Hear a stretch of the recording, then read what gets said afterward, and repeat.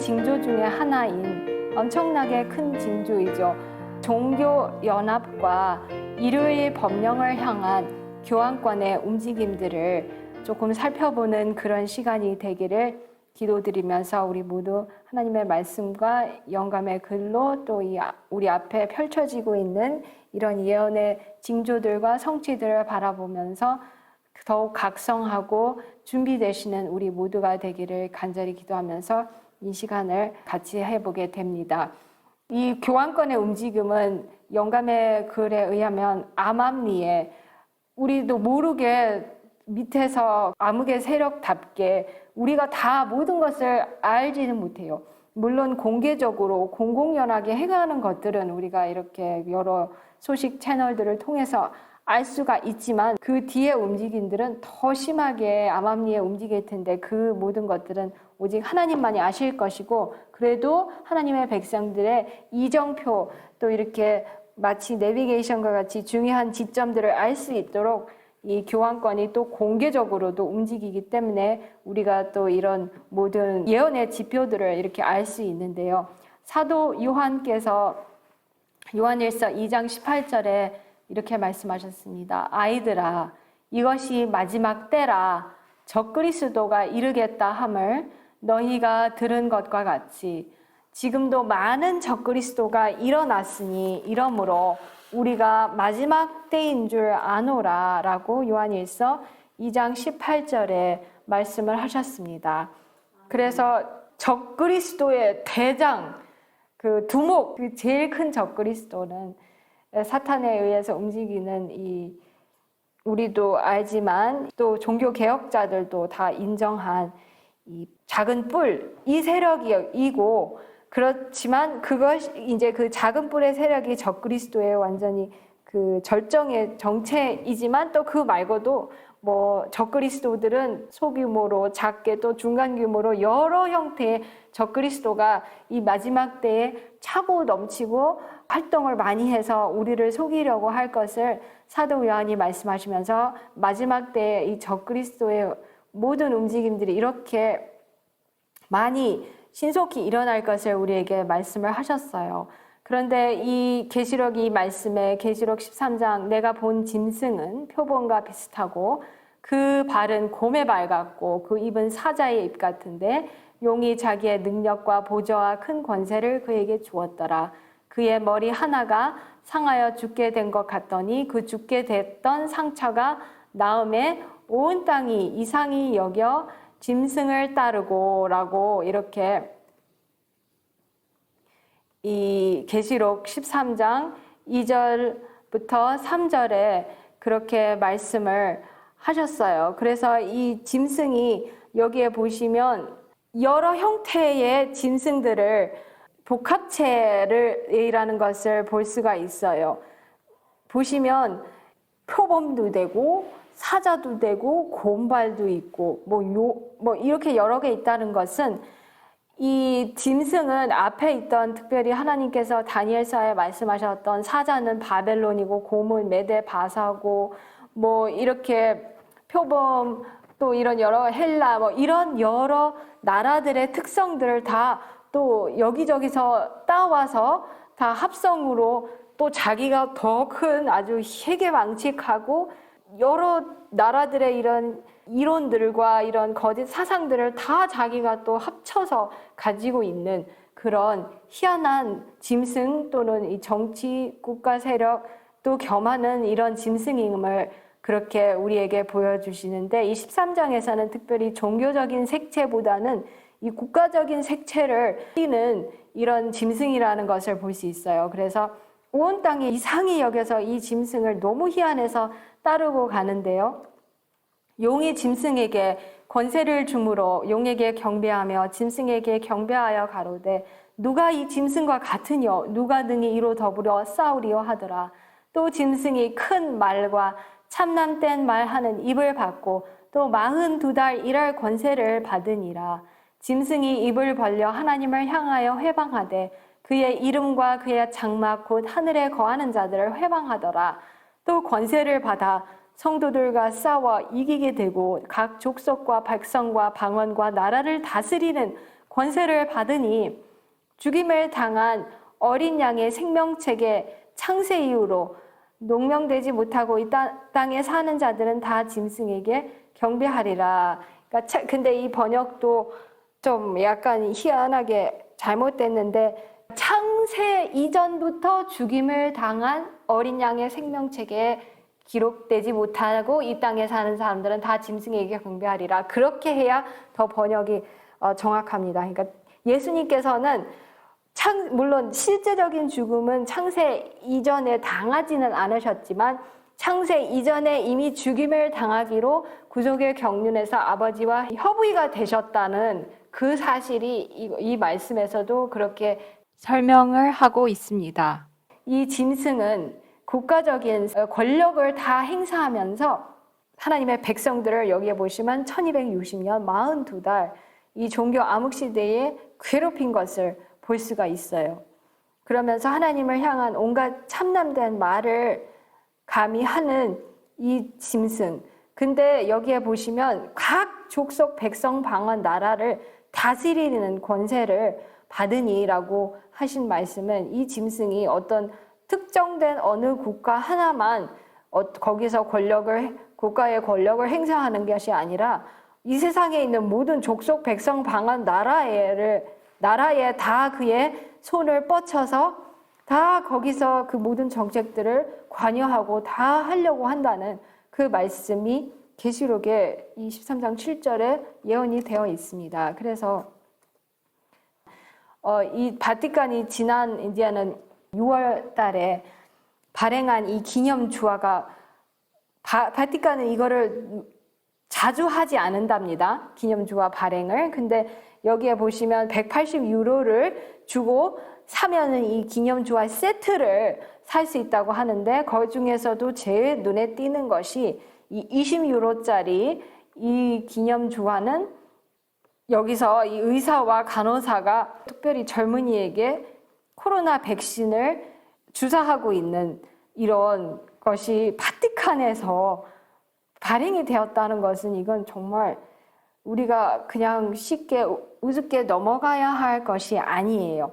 그러면서 바티칸 자체가 말하기를 이 바티칸에서 특별 제작하고 디자인한 이 기념주화, 특별히 또 그 중에서도 이 20유로짜리 기념주화는 프란체스코 교황의 마음에 아주 가깝게 와닿는 주제를 보여주기 위해서 우리가 이렇게 기념 발행을 하게 되었고 전염병을 극복하기 위해서 모두가 특별히 이 백신을 받아야 한다는 그 중요성을 강조하기 위해서 이렇게 하는 것이 우리의 도덕적인 의무이기 때문에 또 지구촌의 가장 가난한 사람도 이것을 받아야 되기 때문에 이렇게 기념 발행을 하게 되었다.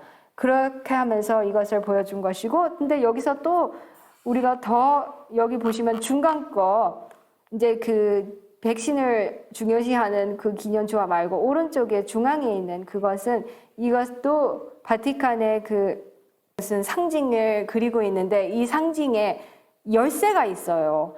이게 그냥 봤을 때는 이 옆에 보시면 이 옆에 이 무슨 화살표 같은 이게 중앙에 맨 꼭대기에 있는 화살표 같은 그거 중앙에 있고 왼쪽 오른쪽에 무슨 기 같은 것이 깃발 같은 것이 있는데 그게 깃발이 아니에요. 그게 열쇠예요. 열쇠.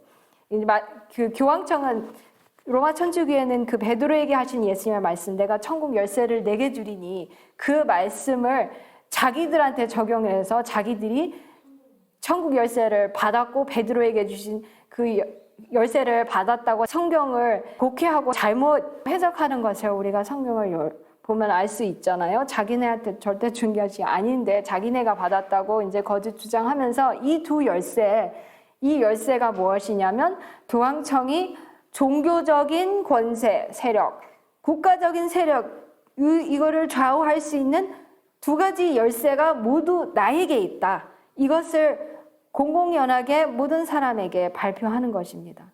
그것이 교황청의 아예 설명에도 아예 나와 있어요. 두 가지 그 열쇠는 그 두 가지 종교, 국가적 세력을 우리가 갖고 있다는 것을 보여주는 것이고 정치적인, 국가적인 그런 현안들, 그런 이슈들, 종교적인 이런 문제에도 모두 우리가 개입할 권리가 있고 열쇠가 있다고 이렇게 이런 기념주화에도 그것을 우리에게 주입시키려고 하는, 그러니까 눈이 뜨이지 않고 영적인 분별력이 없는 사람들은 그것을 그대로 받을 수밖에 없는 거예요. 그래서 여기서 교황청이 주입시키고자 하는 메시지는 하나님을 믿으라, 하나님의 말씀을 믿으라가 아니라 교황을 신뢰하고 교황을 순종해라.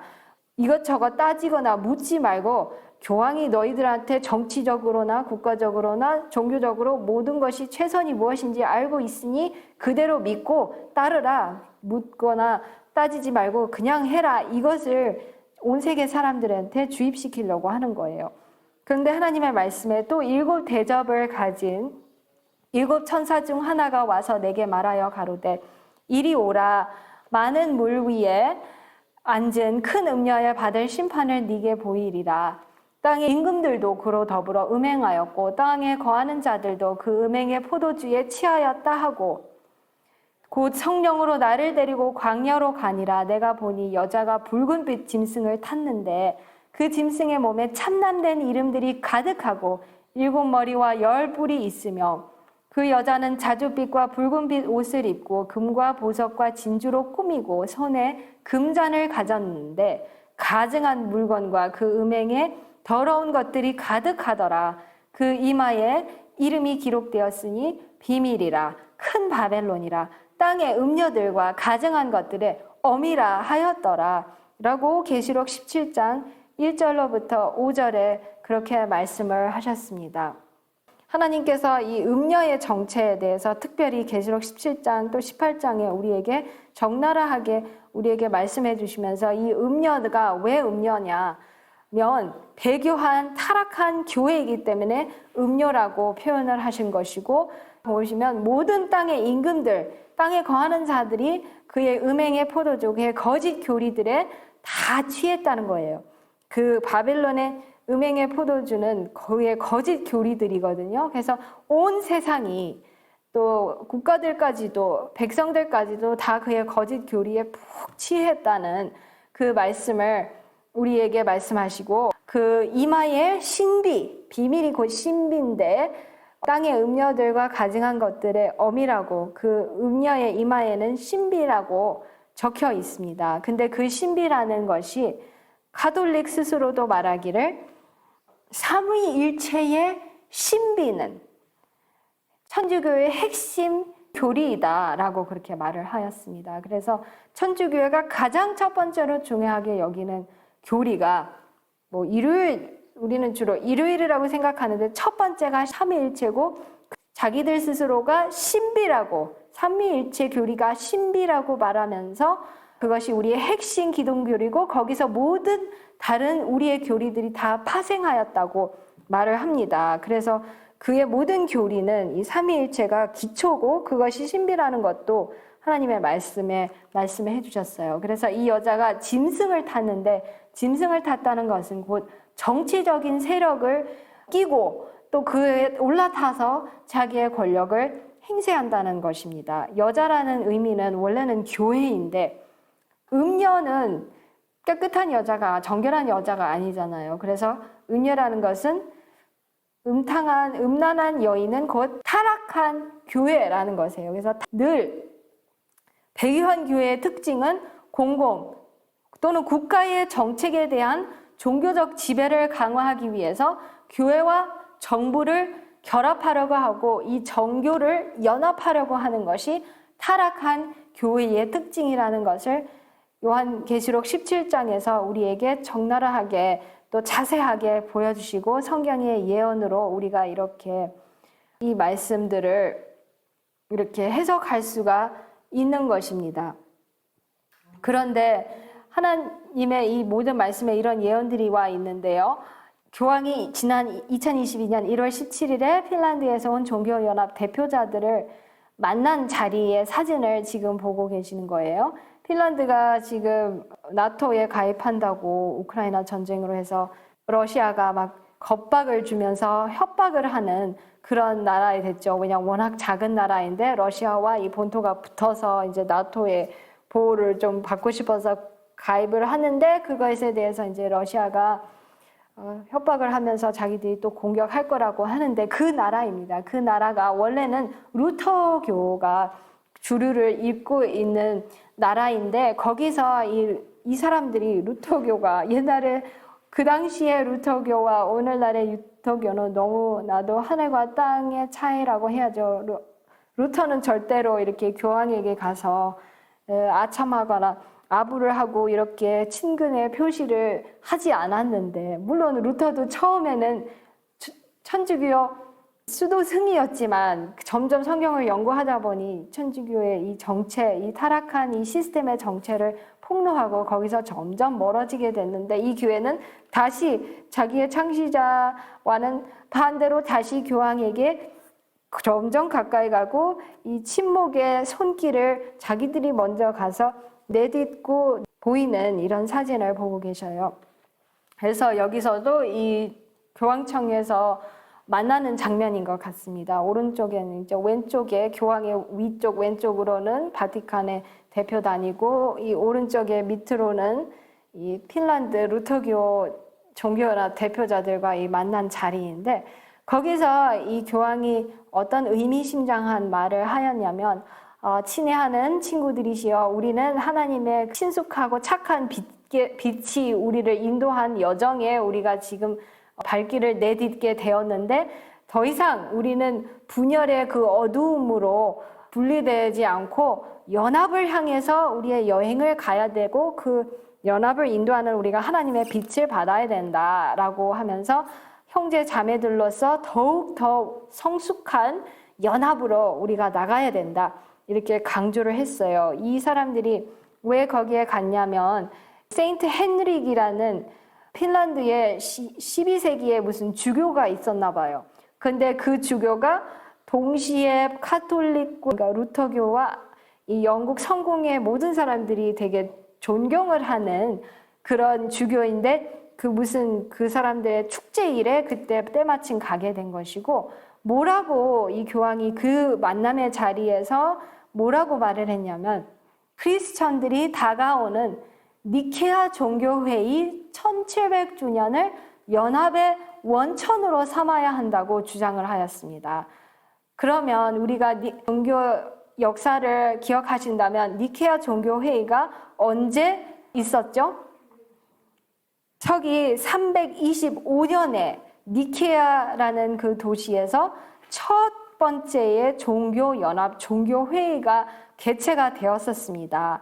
그런데 그것이 이제 325년에 그것이 개최가 되었는데 그것이 곧 2025년에 1700주년이 되는 거예요. 여기서도 이 1월 17일에 2022년 캐톨릭 뉴스 에이전시라는 카톨릭 그 뉴스 그 에이전시가 아예 이렇게 크게 발표를 해냈어요.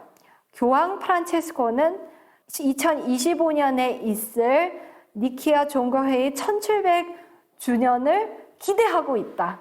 이제 주목하고 기대하고 아주 기대하고 있고 그 제목을 아예 이렇게 크게 걸어서 뉴스에 냈었습니다. 그래서 이제 그 종교 연합을 강조를 하면서 과거에 거의 1700년 전에 있었던 325년에 있었던 니케아 종교회의를 우리가 그 원천으로 삼아서 그것을 기점으로 하고 거기에 있는 모든 것들을 주목을 해서 우리가 더 연합을 해야 된다. 그리고 아마 분명히 지금 3년밖에 안 남았지만 2025년에 1700주년의 큰 행사가 아마 기획되고 있는 것 같아요. 우리한테는 잘 모르지만 그 모든 것들이 분명히 이렇게 말을 하고 있는 것은 이 종교 연합, 개신교와 천주교회가 연합을 해서 분명히 무슨 큰 행사를 주최할 것인 것 같습니다. 우리가 이제 지켜보면 그것이 과연 어떤 형식으로 나올지 이제 시간이 우리에게 가르쳐 줄 것인데요. 이 니케아 총회에 대해서 SDA의 선구자였던 제인 앤드루스 목사님께서 또 최초의 재림교회의 선교사셨고 그분이 워낙 훌륭한 성경 학교였기 때문에 그분을 존경하고 기념한다는 의미에서 미국의 재림교회 앤드루스 대학이 이분의 이름을 따서 앤드루스 대학이 저 미시간에 있는데요. 그 신학 에서 가르치는 것과 이 재림교회의 처음 창시자들이 하였던 신앙과는 너무나도 지금 너무 차이가 나서 너무 안타까운 일인데, 이분이 뭐라고 말씀하셨냐면 삼위일체 교리는 니케아 총회에서 기원 후 325년에 기초가 놓였다. 완성이 된 거는 아닌데 천주교 스스로가 자기들의 신비고 자기들의 모든 교리의 기둥이고 거기서 모든 교리가 파생을 한다는 이 기초 삼위일체 교리가 니케아 총회에서 기초가 놓이기 시작한 것이었습니다. 이 교리는 하나님과 그분의 아들 우리 주 예수 그리스도의 개성을 파괴한다라고 이렇게 신랄하게 비판을 하시면서 그 사실을 그대로 말씀하셨습니다. 교회 역사의 기록들에 나온 바와 같이 그것, 이제 삼위일체 교리를 교회에 강요하기 위하여 사용되었던 수치스러운 수단들이야말로 그 교리를 믿는 모든 신자들의 얼굴을 수치로 붉히게 해야 할 것이다 라고 이렇게 리비언 헤럴드 6권 1855년에 185쪽에 그렇게 말씀을 하셨습니다. 이렇게 오늘날 명목상의 SDA 교회는 이것을 믿는다고 절대로 인정하지 않습니다. 온갖 자기들의만의 이런 해석을 하여서 이것이 아니었다는 것을 하기 위해서 온갖 핑계들을 대는데, 그 삼위일체를 옹호하기 위한 그 핑계들은 성경의 이 단순하고면서도 명확하고 확실한 이 하나님의 교리와는 반대된다는 것을 우리가 성경을 진짜 깊이 파보면 알 것이고, 이 삼위일체 교리는 정말 수치스러운 방법으로 교회에 이 강요가 되었고, 그것을 진짜 믿는다면 부끄러워할 줄 알으라는 이 말씀입니다. 그래서 이 삼위일체가 이 니케아 총회에서 이 325년에 이렇게 그 기초가 놓여지게 되었는데, 일요일 신성서를 국교의 한 일부분으로 들여온 이 콘스탄틴 황제가 321년에는 이제 일요일 신성서를 들여왔다면 325년에는 국교를 더 정상화하고 연합시키기 위해서 종교연합의 이 니케아 총회를 거행을 했었던 것이고요. 거기에서 318명의 소위 그 당시에 주교들을 모여서 거기서 정통 그리스도교계를 이루겠다고 계획을 하였고, 이 니케아 총회를 통해서 이교와 이교의 그 사상들이 기독교의 접목이 됐고, 하나님께서 사도들에게 단번해 주신 그 순수한 신앙이 이제는 철학과 이교주의와 혼합이 되어서 배교한 교회를 탄생시키는 그 계기가 되었다는 것을 우리가 성경 역사와 또 이 종교의 역사를 보면 알 수 있는 것이에요. 그래서 321년 일요일 신성설과 325년 이 삼위일체의 기초를 놓은 것이었습니다.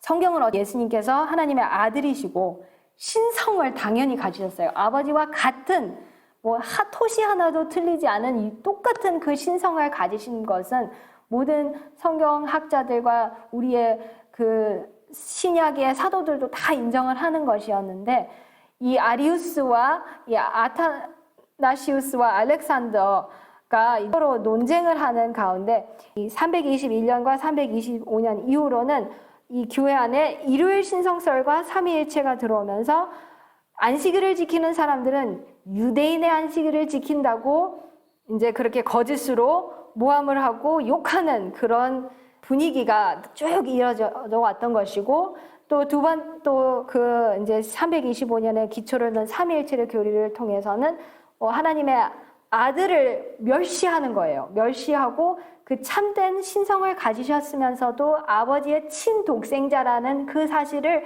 어린아이도 이해하고 단순한 그 사실을 철학적으로 해석을 해서 그것을 실제적으로 믿으려고 하고 그걸 성경 그대로 그냥 말하는 사람들을 무조건 아리안주의라고 뒤집어 씌워서 사탄의 이설과 속임수의 걸작품이 이어지게 된 것이고, 그것을 통해서 또 영원 불멸설이 더 이렇게 이어져서 우리를 속이려고 하는 배교한 타락한 교회와 그 교리들이 거기서부터 배출이 되는 그 사실을 우리가 보게 된 것입니다.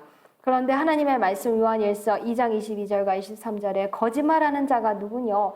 예수께서 그리스도이심을 부인한 자가 아니뇨 아버지와 아들을 부인하는 자가 그가 적그리스도니 아들을 부인하는 자에게는 또한 아버지가 없으되 아들을 시인하는 자에게는 아버지도 있느니라. 요한일서 2장 22절로부터 23절입니다. 그래서 적그리스도의 가르침은 선교사이고 또 저명한 학자이셨던 이 앤드루스 목사님이 지적하신 것처럼 삼위일체 교리는 하나님과 그분의 아들 예수 그리스도의 개성을 파괴한다고 말씀을 하셨습니다. 그래서 적그리스도에는 이 그의 교리 삼위일체를 통해서 아버지와 아들, 진짜 아버지와 아들의 관계를 부인하고 진짜 아버지, 하나님께서 아버지 되시고 예수님께서 실제 아버지로부터 나오신 아들이라는 것을 그 실제적인 사실을 부인하고 그것을 철학적으로 이교주의적으로 해석을 해서 사람들을 신비주의로 이끄는 정말 적그리스도의 가르침과 적그리스도의 이설임을 우리가 사도 요한의 경고에서 볼 수 있습니다. 그래서 우리는 이 적그리스도의 가르침에 절대 현혹되면 안 되겠고 아버지와 아들을 부인하는 적그리스도에게 속은 그런 사람들이 되지 않기를 기도드립니다. 초대교회의 부패와 배교, 법안권의 설립. 초대교회가 복음의 단순함에서 떠나 이 교회의 의식과 풍습을 받아들임으로 부패하여 지자 그 교회는 성령과 하나님의 능력을 잃어버렸다.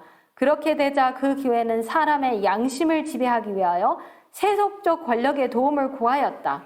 그 결과로 국권을 지배함과 동시에 그 권력을 자기의 목적, 곧 이른바 이단 박멸을 위하여 사용한 교회인 법원권이 설립되었다라고 대쟁투 443쪽에 말씀을 하셨습니다. 그래서 중세시대에 그렇게 무서운 핍박과 이 하나님의 백성들을, 성도들을 괴롭힌 다니엘서에서 말씀하신 것처럼 작은 뿌리 성도들을 괴롭힐 수 있었던 이유는 배교한 교회가 세속적인 권력과 손을 잡고 그 세속적인 권력을 사용해서 자기의 교리를 어쨌든 반대하는 모든 사람은 뭐 아리안주의라고도 하고 또 유대인의 안식일을 지키는 사람들이라고 이렇게 하든 무엇이라고 해서는 그 이단 박멸을 해서 죽여버린 그 무서운 일을 1260년에 그 결과를 우리는 종교 암흑시대에서 볼 수 있는 것입니다. 그래서 초대교회가 세상 정부의 도움을 구한 것은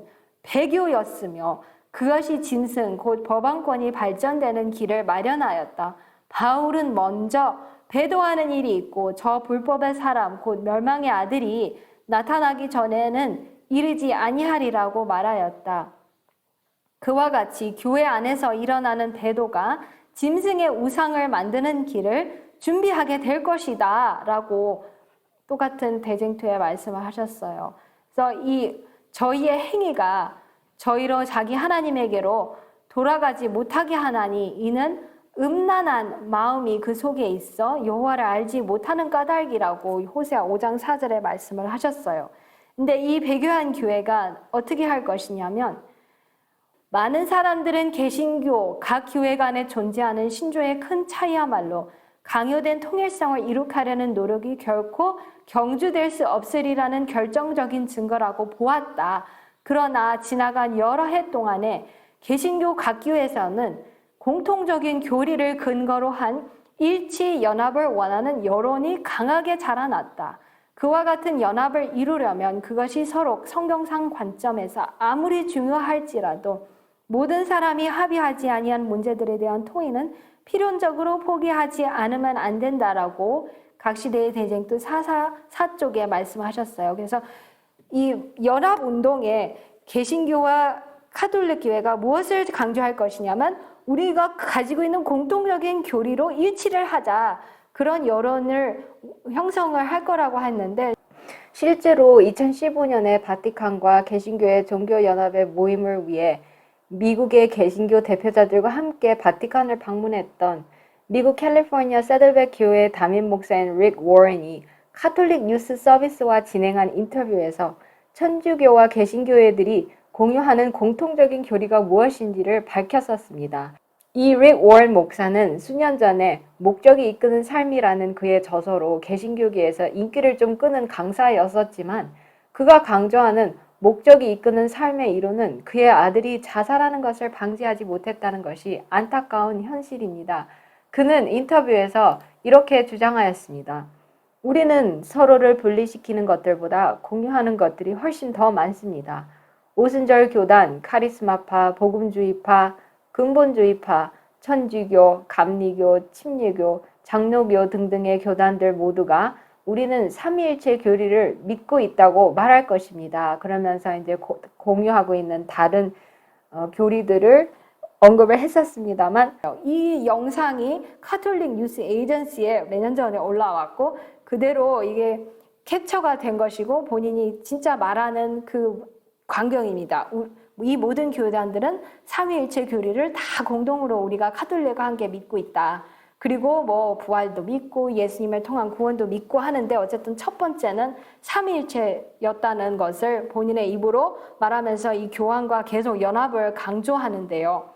첫 번째로 언급한 것이 1번이 삼위일체 교리를 믿고 있다고 말한 것이었습니다. 그러면서 계속 말하기를 이런 것들이 큰 논쟁점들입니다 라고 그것을 엄청 강조하는 그런 대목을 이 뉴스 인터뷰에서 우리는 볼 수 있는 것입니다.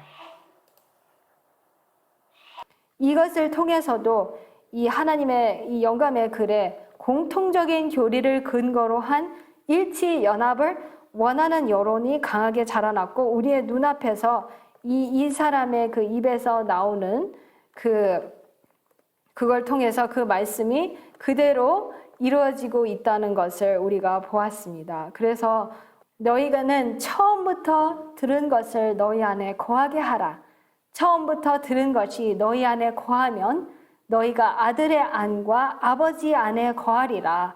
요한일서 2장 24절의 말씀입니다. 초대교회가 이 처음에 전한 순수한 신앙을 떠나서 권력에 대한 욕망과 또 인기, 또 왕의 총애 이런 거에 대한 욕망을 바란 나머지 그 왕과 콘스탄틴과 손을 잡으면서 이런 종교연합운동 총회, 니케아 총회를 하게 되고 일요일 신성성을 들여오게 되고 이 신비주의적인 이런 삼위일체 교리를 믿게 되는데 우리는 그런 것이 아니라 사도들이 단번에 우리에게 주신 그 믿음, 처음부터 들은 아버지와 아들에 대한 그 믿음 안에 거해야 되겠습니다. 그리고 바벨론의 술에 취하지 말고 하나님의 모든 계명에 우리의 삶에서 순종함으로 이 마지막 때를 이기고 우리 앞에 일어나고 있는 이런 사태들을 유심히 지켜보면서 준비하여야 되겠습니다.